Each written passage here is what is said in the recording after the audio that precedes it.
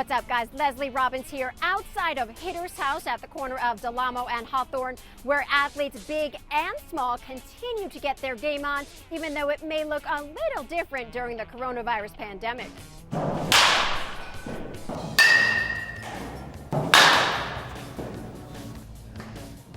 Scott Savage, the general manager of Hitter's House, part retail, part batting cages, and here we are in COVID times. How is retail and batting cages able to exist right now?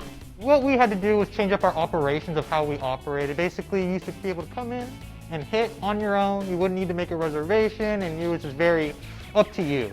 You could demo equipment before COVID or this pandemic. We were an experiential retail store, meaning you could try a bat in our cage, see if you liked it, and then go ahead and purchase it if you liked it. Now, how we operate in this COVID world is we've gone to reservation only.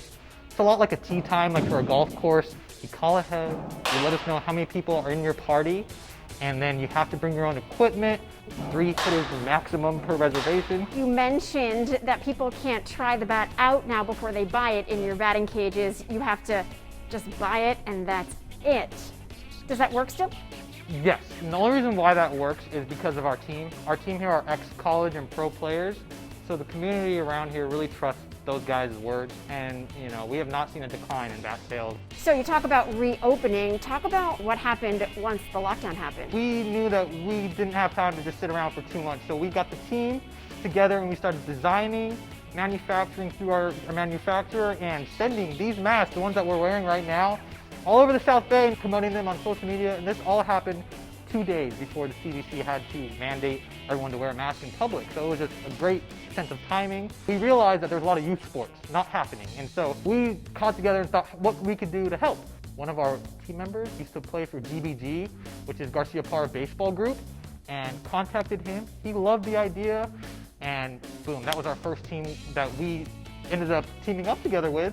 And from there, it spread to not only other teams and organizations through the South Bay, nationwide, even local businesses started to kind of hit us up and want to know what we could do with these custom masks. They're actually really pretty comfortable. Oh, thank you, Baba. Thank you. So they're antimicrobial, double-layered masks, and they're machine washable. My favorite thing about the mask is this wire up top that you can adjust to your nose. During our closure, this is what kept us alive, and we did so well that we ended up donating masks. I think we did Torrance Memorial, MLK Community Hospital, like La Habra Fire. We felt like the community was helping us so much with these masks, and we've had to give back to that community. So the way the shop is set up now is not how it used to look, though.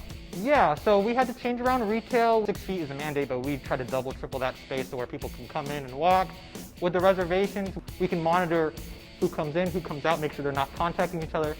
And of course, we wipe down the facilities before use and after use, so no one is touching the same thing that's not been cleaned. And it's work, and we feel comfortable with the way that we keep our employees safe, our customers safe, not only from the employees and customers, but employees safe from the employees as well.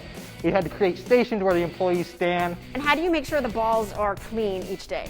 We disinfect them in the morning. So when whoever's opening in the morning, you can disinfect all the balls in every single one of our cages, and then they get used. We do ask that our hitters wear batting gloves when they're picking up balls.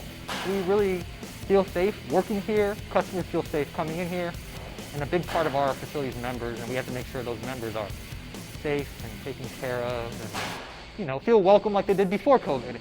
A silver lining with COVID is that our team can really interact with the customer more one-on-one, obviously safely, but with less foot traffic in and reservations only. If a customer does have a question to a team member, we've noticed that there's been a lot more personal talking going on. And that's not something you see in today's world, right? It's a lot of separation and stuff like that. So we're happy to have a great community that supports us, behind us, and great team that works here. And there's just an awesome place to create an outlet for kids to exercise, not even exercise, just to be a kid. Kids and adults. And adults. People all over the South Bay are seeing it as, hey, there's a safe place to go. Well, you do baseball, but you also do softball. Correct. I am neither. I am not a baseball player. I'm not even a softball player. Okay. Because you did tell me if I wanted to hit, I had to bring my own bat. So I brought my own bat. Perfect. So here we don't only do, like you said, baseball, we do softball, and we have slow pitch softball. I'm gonna put you in that hit trash cage, and this cage is gonna show you how far you hit it, how fast you hit it, your launch angle. so many data points, it's crazy. I heard that you're from New York and you're a Mets fan, and in our hit tracks we can put you in Citi Field. So let's go ahead and try you, see how good you do in Citi Field. Let's do it. All right. You got your reservation card right here, and what's going to happen with this reservation card is we're going to go ahead and tap it against the machine. Baseball and softball are going to allow it, but we're doing slow pitch softball today, so we're going to go ahead and hit softball. Hit that slow pitch option right there. Now what up and down do is we can adjust the height of the ball. We use real baseballs and real softballs here, so it's not going to be dead center every time. There's going to be a little bit of variability to it, but you can get that kind of the consistent zone where you want it. And yeah, let's get you in there and have some fun. Do this way. Okay. Is it starting? It's starting. There we go.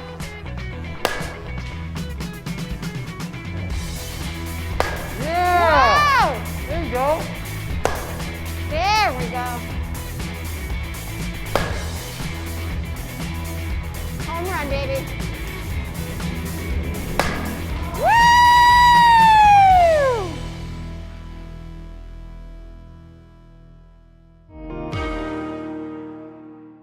Hi there, I'm Christine Lee with Torrance Citi Cable, and today I'm giving you a virtual tour of the Torrance Art Museum's Gallery 2. And joining me is Hope Escura. It's so nice to see you. Pleasure to have you. I'm already excited being in this hallway. I mean, this art piece is amazing. Yeah, this was actually installed last year, 2019. It's a site-specific piece made out of tape, actually. So it's Tape?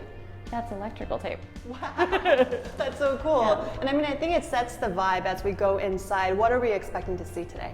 So actually, as you said, this sets the vibe really well. It's a lot of like pop, sort of low-brow art with this very great aesthetic that flows along the way with this. And unfortunately, the public cannot come in right now, so we're giving them this virtual tour. Tell me about the artists that are being featured and what they're trying to accomplish through their artwork. So we have two artists in the show. This is a two-man show, Music to My Eyes. We're featuring Rob Grad and also James Van Arsdale. They're two musicians and visual artists, and they're looking at music through their practice of art. How unique. All right, let's go check it out. So on this side, we have James Van Arsdale. He is looking at sort of pop imagery here. He wants to use a lot of kind of 70s and 60s motifs here in jeans and leather.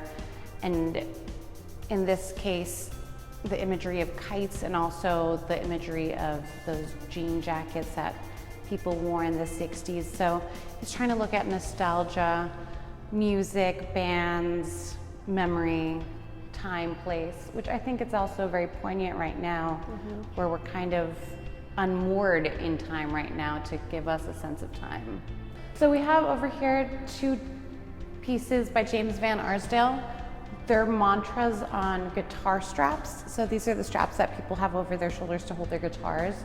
And he has placed on them almost Buddhist mantras to try to remind himself to be present, to be here, alive in the present moment. And the sound of now, he's trying to invite the viewer to be here, be now, and be present. I think this message is so important, especially right now, right? So very much so, I guess. Yeah. Oh, and what about this in the middle? I love this one. So this one here, he was actually inspired by the Sedlic ossuary in Prague, where they have decorative bone remains. Here he used a roadie case that musicians would take and used it kind of like a tombstone and arranged the bones inside of it. And this is his invitation to think about the past and your place in it. And also he also brought in some of the like the 70s and 60s aesthetic with that kind of pop sort of aesthetic there. I guess we'll finish with James Van Arsdale's. This is his last piece. This is the one that probably has the most homage to that 60s, 70s vibe. He kind of goes back to old sci-fi TV shows here, kind of like old Star Trek, those styrofoam, surrealist backgrounds, and again, music and nostalgia, and he's trying to convey a sense of place and time and location and memory. That's beautiful, and I love the sparks of color too, right? There's red, orange, and then, yeah, on the back, what is that supposed to represent? So the title of this piece is The Electro-Explosive Time Machine to the 70s. And so that's the electro-explosive part of the... It's transforming you back in time. Yes. Yeah, gotcha. So Rob's very interesting in the fact that he started out as a musician, and he was actually signed as, I think it was RCA that he was signed with. And so his work actually are travel photographs from his time as a musician layered on top of each other to create the sense of flow of rhythm. And so you can see these different places. Some of them are actually ink, but you can see these photographs that he took during his travels while he was touring as a musician. He has lyrics and poetry included in this one. And he still has the photography of the travels and locations that he's seen. I really like this piece right here. It's a little outhouse in the middle of the woods. I like that as the focal point of this piece. Yeah. But again, you have this sort of fluidity of almost music, where he takes his previous career as a musician and he brings it over to his career as a visual artist and that flow and that time. So this one's called Switching Lanes, and this is about his switch between being a musician and going into visual arts.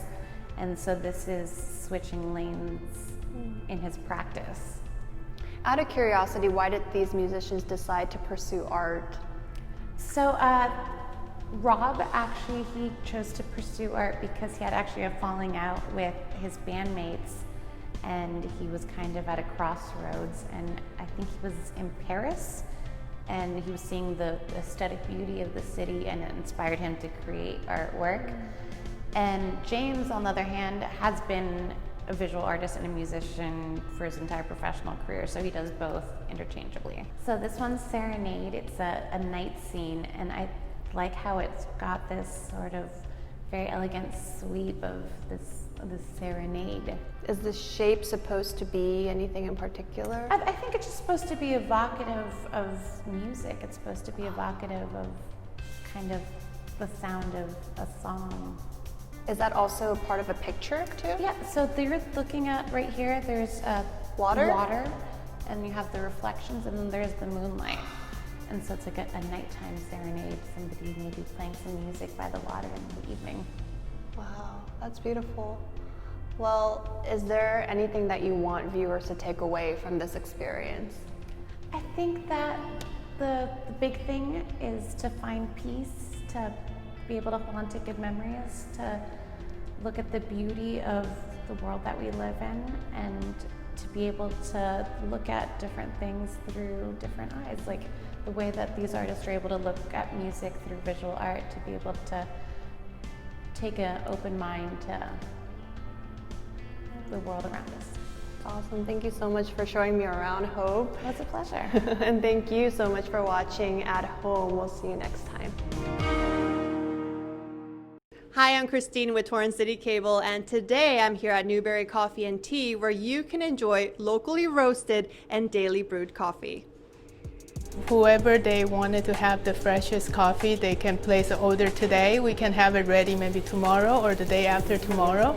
Joanne Gyaltso's lifelong passion for coffee grew even stronger when she and her husband took a gap year to travel across Asia. We went to India, and then we were in Sri Lanka, and we were in Hong Kong. Everywhere you go, there is coffee shop. Everywhere you go, there is tea shop. But every coffee shop and every tea shop, they all have a different little characteristic to it. Inspired by what they saw, the couple took a huge leap of faith and opened Newberry Coffee and Tea in January of 2019, located on the southeast corner of Prairie Avenue and 182nd Street. Our best-selling coffee are from Guatemala and Colombia, and then we also have Brazil, Honduras. We had Ethiopian for a little while, and that we sold out for the season. We wanted to be able to import the coffee from the farm directly, so the farm can be benefits and they can have kids go to school, have better life. Unfortunately, it's been a rough journey so far for this small business. The first 6 months was really, really hard, and then things get a little bit better, and then COVID hit. But she says that's also when the community stepped up. A lot of neighbors, they just come out and support us. They even come here 3 or 4 times a week just to hoping that we stay alive, you know. Aisho Coronel and her coworkers have become regulars here, dropping by every other Friday for a little pick-me-up. We don't really see each other outside that long, especially during this pandemic. So it's really nice to be able to come here right after work. Newberry's general manager Michael ORRANTIA hopes more people will come and taste their one-of-a-kind brews. We definitely have profiles that I would say are kind of like our personal signature, which would probably be our espresso. Our Brazilian beans are very mellow, they're very oaty, right? One of the tasting notes is peanut butter, and our Colombia is a little bit more on the fruity side. So you kind of get that little combination of both. And Gyaltso says she's so thankful for every new face she gets to meet. That's huge. Without this, I don't think we can survive. I'm Christine Lee with Torrance Citi Cable.